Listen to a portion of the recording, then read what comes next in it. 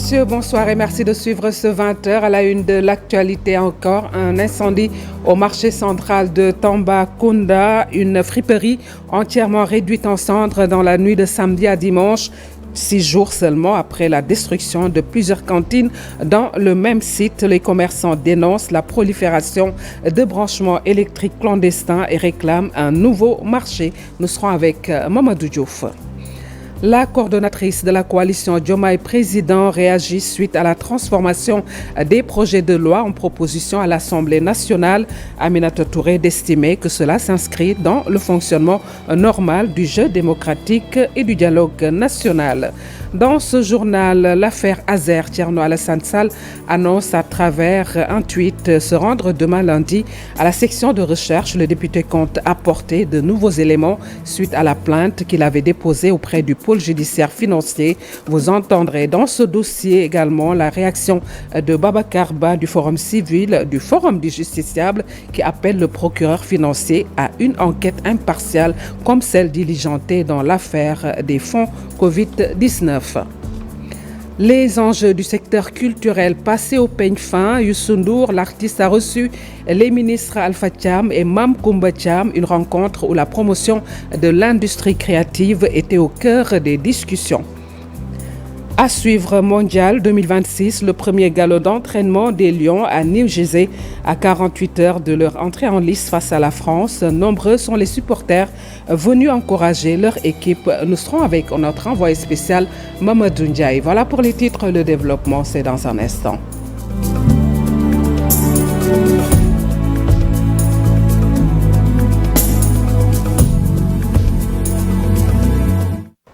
Tambacounda, de nouveau dans les flammes, 6 jours seulement après l'incendie qui avait réduit en cendres plus d'une dizaine de cantines au marché central. Cette fois, c'est une boutique de friperie qui a été dans la nuit de samedi à dimanche entièrement détruite malgré l'intervention rapide des sapeurs-pompiers alors que les causes du sinistre restent à déterminer. De nombreux commerçants dénoncent la prolifération des branchements électriques clandestins et réclament la réhabilitation urgente de ce marché datant de l'époque coloniale. C'est un récit signé Mamadou Diouf.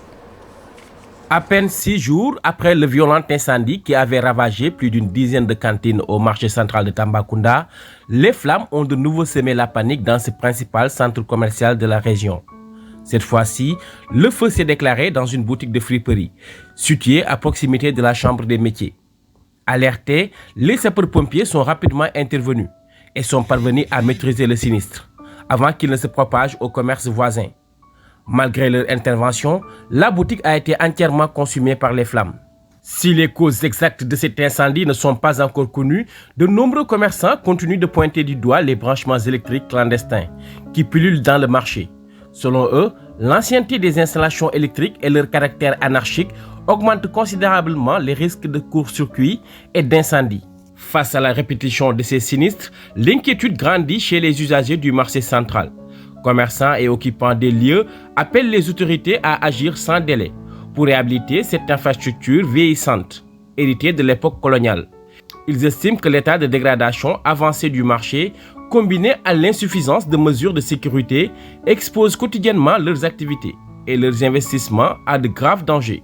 Après 2 incendies en moins d'une semaine, les commerçants espèrent que cette nouvelle alerte servira d'électrochoc et accélérera la modernisation du marché, considéré comme le poumon économique de Tambacounda. La coordonnatrice de la coalition Diomaye Président Aminata Touré estime que les 4 projets de loi récemment évoqués trouvent leur origine dans le dialogue national.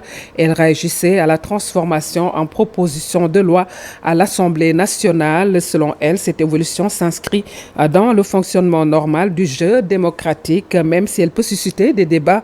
L'ancienne Premier ministre y voit surtout une preuve concrète des résultats du dialogue national qu'elle invite à poursuivre et à renforcer. Aminata Touré, que je vous propose de suivre. Nous invitons la coalition Diomaye Président, les acteurs à continuer à se parler.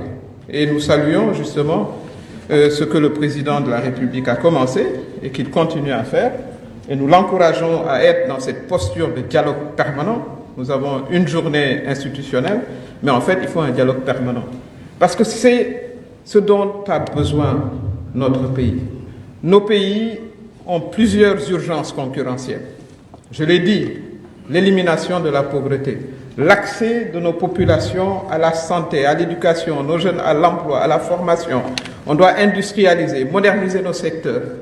Mais pour le faire, il nous faut nos meilleurs cerveaux, d'où qu'ils viennent, y compris de l'opposition, s'ils ont des propositions importantes, de la société civile, de ceux les chercheurs, les femmes, les jeunes.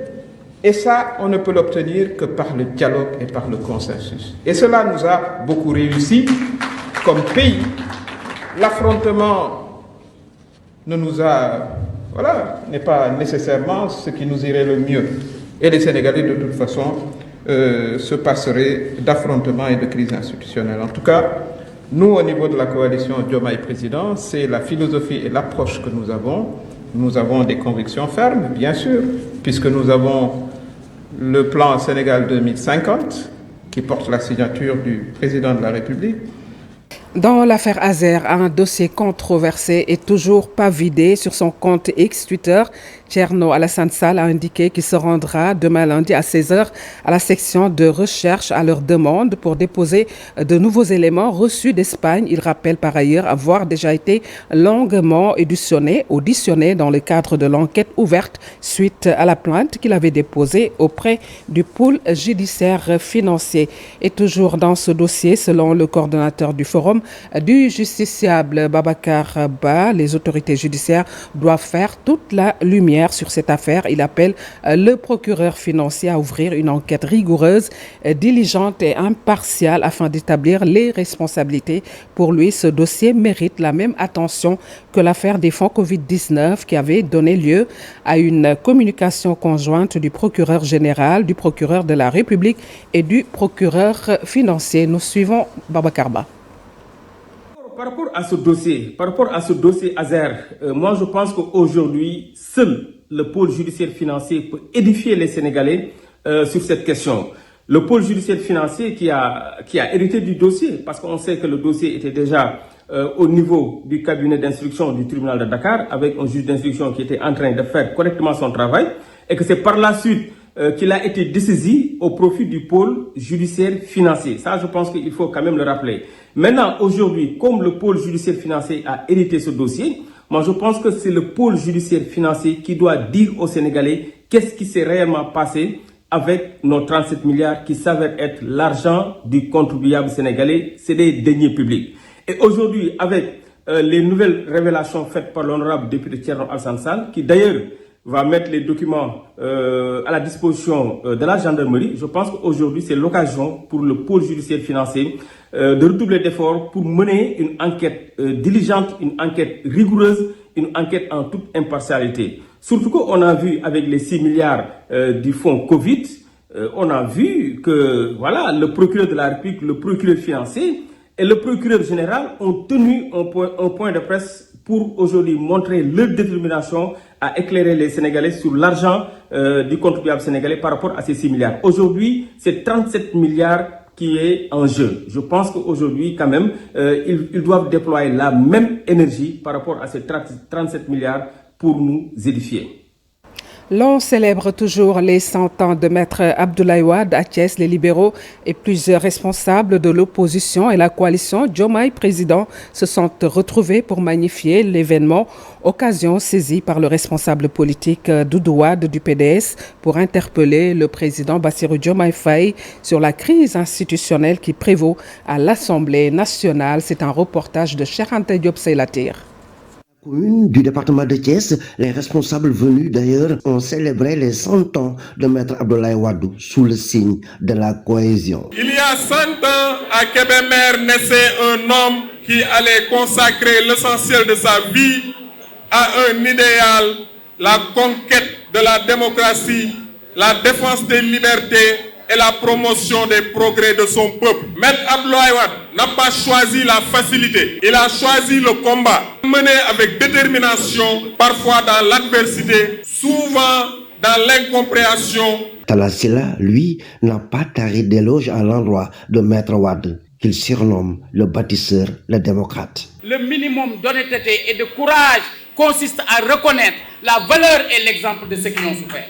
Doudou Wade, prenant la parole, a exprimé son inquiétude vu la situation qui prévaut à l'Assemblée nationale. Nous sommes à 10 jours ou 15 jours de la fermeture de la session. Nous sommes à 10 ou 15 jours de la fermeture de la session à l'Assemblée nationale. Vous avez bien entendu et bien vu cette cascade de démissions. Ce qui se passe là-bas n'a jamais existé depuis l'accession du Sénégal à l'indépendance. Prenez vos responsabilités, Monsieur le Président de la République. Nous, en tant que personnes averties, membres de l'opposition, nous avons des solutions. Des responsables politiques de plusieurs partis, APR, Réumi, Parti socialiste, entre autres, ont participé à cette célébration. La mobilisation a été parfaite.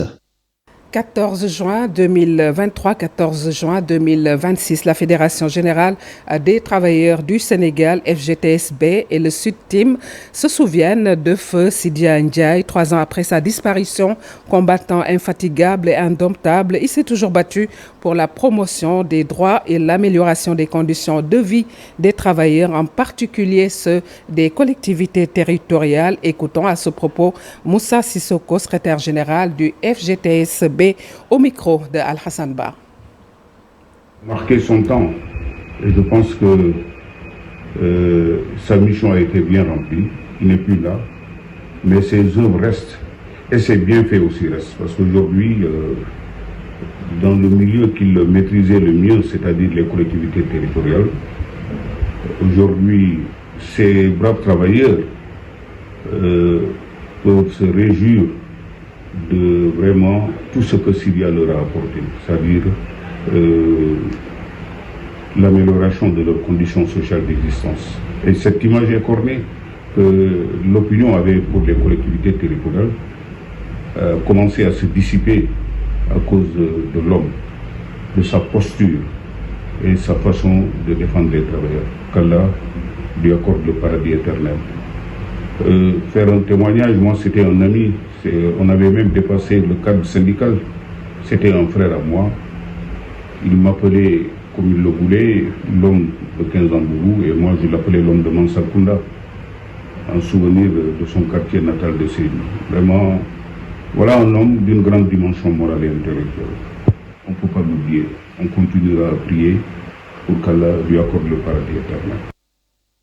Sidia Ndiaye, paix à son âme. L'actualité, c'est aussi les effets néfastes de l'avancée de la mer et de l'érosion côtière qui inquiètent les populations de la commune de Kafountine. Cette commune qui compte 20 km de côte maritime et 3 réserves naturelles fortement impactées par ce phénomène. Les autorités ne baissent pas pour autant la garde quant à la lutte contre ce fléau.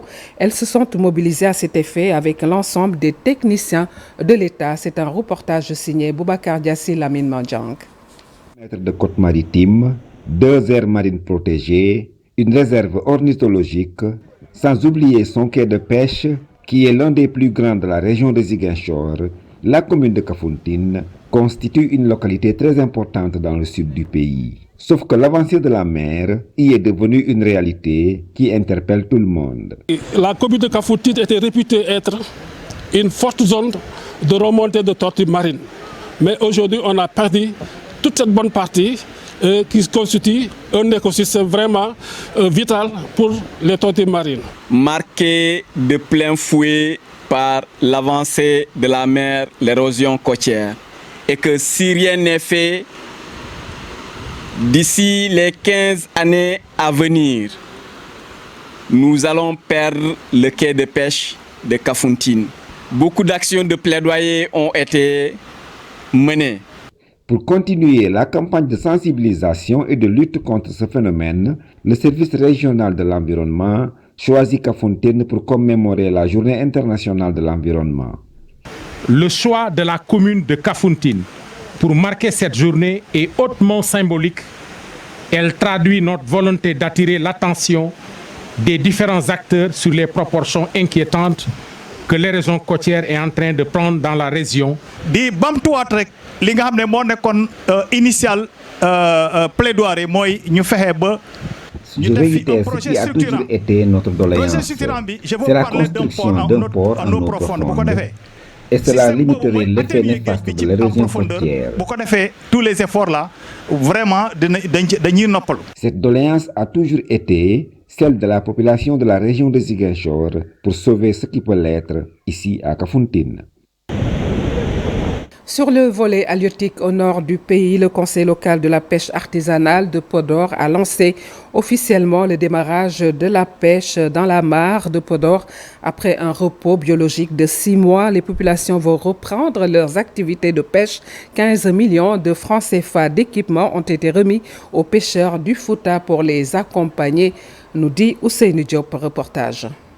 La reprise des activités de pêche dans la mare de Podor a démarré en présence des autorités du secteur de la pêche dans le département de Podor. 15 millions de francs CFA d'équipements ont été remis au CLPA en marge de l'ouverture de la campagne de pêche. Une initiative saluée par le Conseil local de la pêche artisanale de Podor. Ce dont nous a permis de mieux vivre, c'est pourquoi nous remercions Mme Fall. Elle a beaucoup fait pour la pêche dans le département de Podor. La remise a été faite en marge de l'ouverture officielle de la campagne de pêche dans la mare de la commune de Guédé Village. Plusieurs pêcheurs ont été soutenus par l'État sénégalais. Donc ça entre dans le cadre d'une cogestion. Ça récupère les cogestions, parle de décisions concertées entre l'administration et les acteurs. Ça pose problème. Maintenant, dans le cadre de la cogestion, ça a été inversé. Donc c'est les acteurs qui décident, appuyés par le service, et l'autorité administrative prend la décision. Après un repos biologique de 6 mois, les populations vont reprendre les activités de pêche. La commune de Guédé Village accompagne également les différents acteurs. Cette année, la Banque mondiale a appuyé la commune de Guédé à hauteur de 600 millions de francs CFA. La commune a également décidé de soutenir les acteurs pour une bonne gestion de la mare à hauteur de 20 millions de francs CFA. Le lancement officiel des activités a été présidé par le chef de la division aménagement des pêcheries et gestion des ressources continentales en présence des agents relevant des services du ministère de la Pêche et de l'économie maritime. Les acteurs ont salué l'initiative de l'État sénégalais. Dans le système éducatif à Thiès, l'inspection de l'éducation et de la formation de Mbour 1 a célébré hier l'excellence à travers la grande finale de Génie en herbe, une compétition qui en est à sa 37e édition et qui promeut l'excellence, mais aussi une jeunesse outillée. Compte rendu Ndeye Mati Gueye et Mamadou Gueye.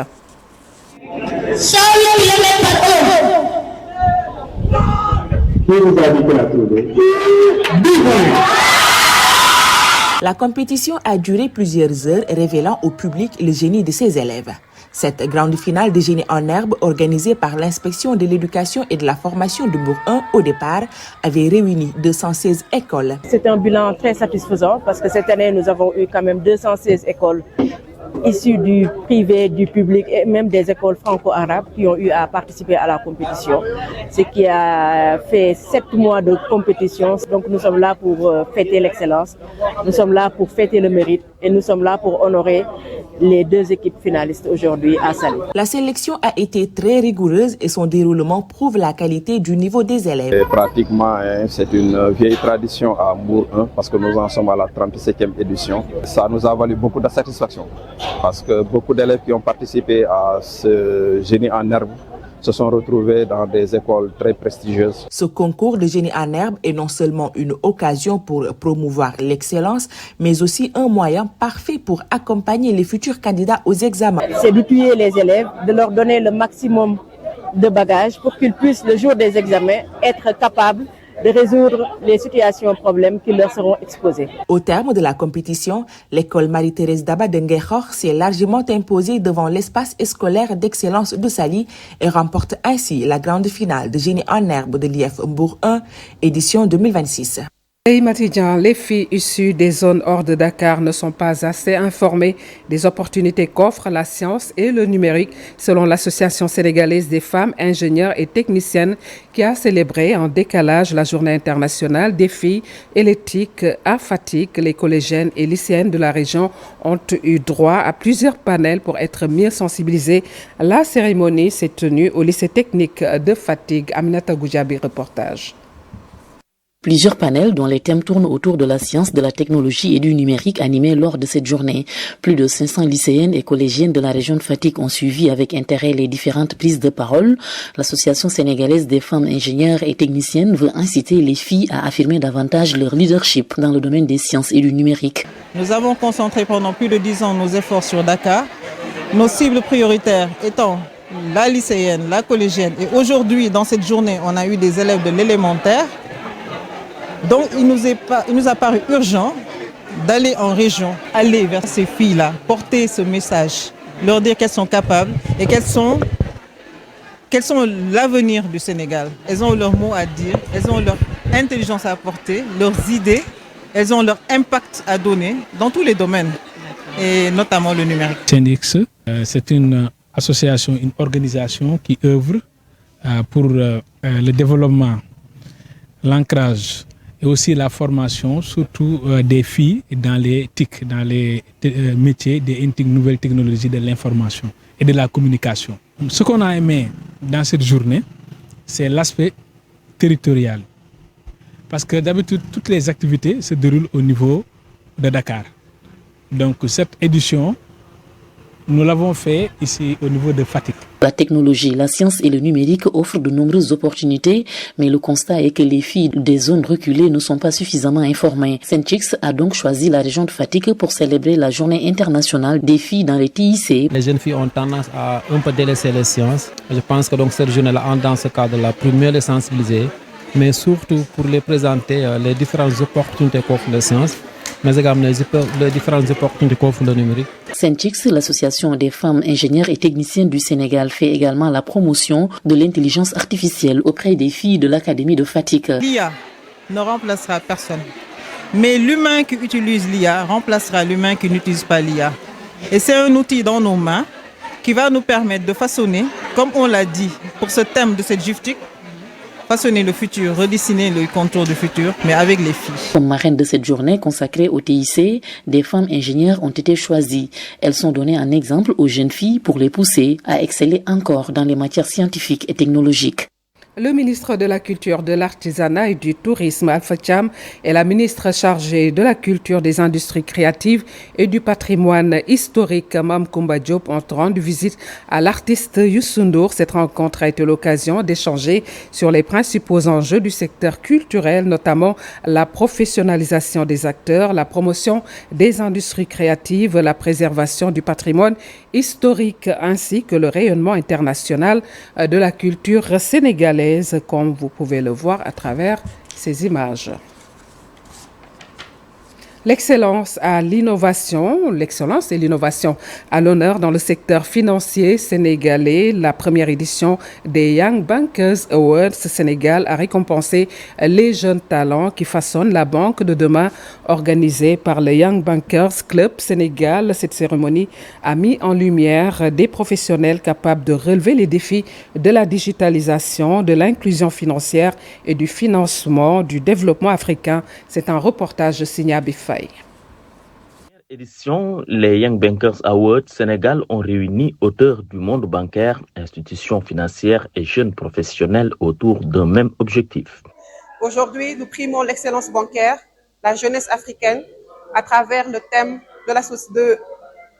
des awards qui imagine la banque africaine de demain. À travers un dépouillement qui a été fait par le comité scientifique et ensuite des éditions par le jury composé d'experts des institutions financières et bancaires, nous avons choisi notre lauréat et nos finalistes. Mais nous devons également les accompagner. Les institutions, nos devanciers, la jeunesse même doit s'accompagner en posant des bases solides pour nous permettre également d'être des leaders de demain. Et nous pensons que cette fédération que nous sommes en train de créer avec tous les jeunes banquiers d'Afrique va permettre à tous ces jeunes-là de pouvoir participer au développement de l'Afrique. Le président du jury, Banda Diop, a rappelé les profondes mutations que connaît aujourd'hui le secteur bancaire, marqué par la digitalisation, l'innovation technologique et les enjeux d'inclusion financière. Et particulièrement celui du Sénégal, traverse une ère de mutation profonde face aux innovations technologiques, à la digitalisation accélérée et aux exigences accrues de nos populations en matière d'inclusion financière. Le trophée de cette première édition est revenu à Cherdian. Dans sa réflexion, le lauréat a défendu le modèle d'une banque africaine universelle. L'imagination de la banque africaine de demain, j'ai simplement exposé une banque universelle, une banque qui est composée d'une banque d'affaires, qui permet de structurer les projets de financement les plus stratégiques de ce continent africain. Au-delà de la compétition, les organisateurs ambitionnent de poursuivre leurs actions en faveur de la formation, de l'éducation financière et de la promotion de l'excellence au sein de la jeunesse sénégalaise et africaine. Au-delà des fatwas, c'est le nouvel ouvrage de Seydina Bousso qui propose une réflexion sur une foi vécue au quotidien entre doute, épreuve et quête de sens, en invitant à redécouvrir un islam de sagesse, de miséricorde et d'équilibre. L'auteur a présenté son livre au public et répond aux questions de Chérif Dia.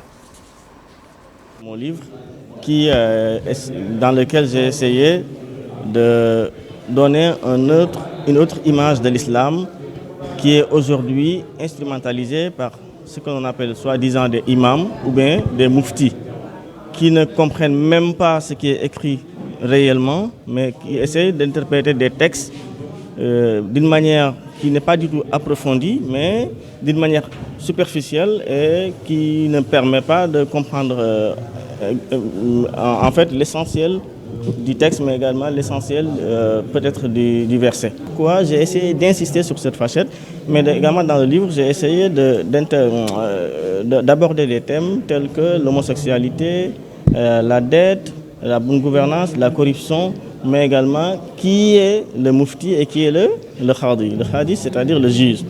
Et comment est-ce qu'une personne en tant que moufti doit se comporter et quelles sont les bases solides qu'il doit maîtriser d'abord avant d'être un moufti. Donc voilà, j'ai essayé également de montrer la facette internationale, c'est-à-dire vous avez vu la présence des ambassadeurs tels que Émirats Unis, mais également le Maroc et Iran. J'ai essayé de leur montrer que voilà, nous ne sommes pas là pour un islam du Sénégal ou du mouridisme. Mais j'ai essayé de montrer qu'au-delà des frontières, il y a la discussion, il y a le dialogue qui doit être fait.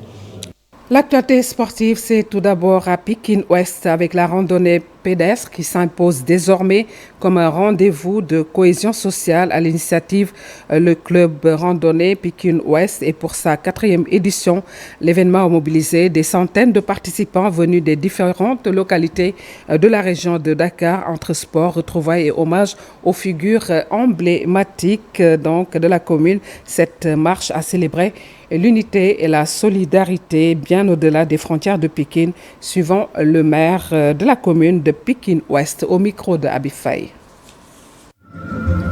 Pikine Ouest, donc Crampo, pour cette 4e édition. Cette 4e édition placée sous le thème l'unité et la solidarité des Pikinois. Mais aujourd'hui, on a même dépassé l'objectif de ce thème-là. Aujourd'hui, on va parler plutôt de l'unité et la solidarité de toute la région de Dakar. Nous sommes très satisfaits d'abord donc la mobilisation, mais surtout le caractère un peu particulier. Cette activité revêt quand même d'un caractère de retrouvailles. Il y a plusieurs figures de Pikine, du département, qui ne sont pas vues, ça fait maintenant peut-être donc un bout de temps, mais aujourd'hui ça a été vraiment une opportunité donc de retrouvailles. Et donc de convivialité donc entre les autorités, entre les icônes, entre les notables, mais chapeauté surtout par les clubs de randonnée. Parce qu'aujourd'hui, on a été vraiment gratifiés donc, de leur présence, mais surtout de leur participation effective. Et en tant que maire de commune, je me réjouis, mais également remercier singulièrement le club Crampo pour l'initiative. Et puis mondial 2026 à 48 heures donc de leur entrée en lice face à la France, les Lions de la Teranga ont effectué leur première séance d'entraînement à l'université de Rutgers dans le New Jersey devant un public venu en nombre, une proximité qui a ravi les supporters sénégalais confiants et fiers de voir leur sélection se préparer dans une ambiance chaleureuse avant ce rendez-vous très attendu. Nous le suivons avec notre envoyé spécial Mamadou Ndiaye. En wolof wala français wolof ah ok man la Amadou Ndaw fii la nekk à New Jersey donc maa fi nekk ak sama jabar ak samay doom donc dañu ñëwoon seetaan ci entraînement yi quoi xool ci gaynde yi nu ñuy def te li ma gis déjà vraiment dal na xel quoi gars yi ils ont la technique gaaw na ñu ngi def ay combinaison donc vraiment daal am nañ ci yaakaar quoi ni que dinañ dóor France comme ni ñu leen gagné woon en 2002 quoi au Japon quoi donc vraiment incha allah ndam bi pare na quoi te mën na sori quoi mën na sori ci tournoi bi trop quoi. man mi waxee yow ba léegi amaguñu bi maa ngi ak sama doom quoi donc chaque jour dañuy dem en ligne pour jënd billet quoi mais jusqu'à présent y a rien quoi donc bon espérons que dina am quoi dina ubbeeku ba ñu am billet quoi voilà loolu quoi merci. kontaan rek ñun jóge nañ ba Staten Island ñëw pour seetaan match bi pour seetaan seen entraînement amuñu chance am billet waaye sama doom yi Sadio Mané rek la ñuy nooyee ñoom moo tax yaakaar naa dinañ dóor moom dañ leen di dóor comme dernière fois rek incha allah. non du ma mën a dem seetaani mais dinañ dund ambiance bi quand même New York.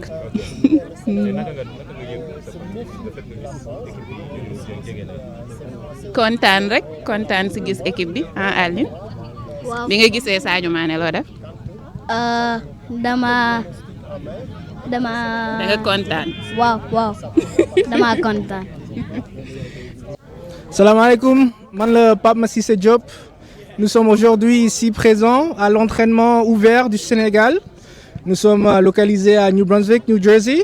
Donc derrière nous, comme vous voyez, l'équipe est en train de s'entraîner. Beaucoup de féroce, beaucoup de ténacité. Nous sommes là à supporter nos Lions. Premier match contre la France qui arrive. Champion du monde, non pas champion du monde, premier du monde, mais ça va être très difficile. Mais je pense que les Lions peuvent au moins avoir un match nul ou peut-être même gagner le match. Donc nous serons là à les supporter jusqu'au bout. Sénégal rec. Man la Mohamed Alioune Diop maa ngi fii au stade de Rutgers University on est en train de suivre l'entraînement des Lions de la Teranga. Pas de questions. Ok, on suit l'entraînement des Lions de la Teranga. Ok.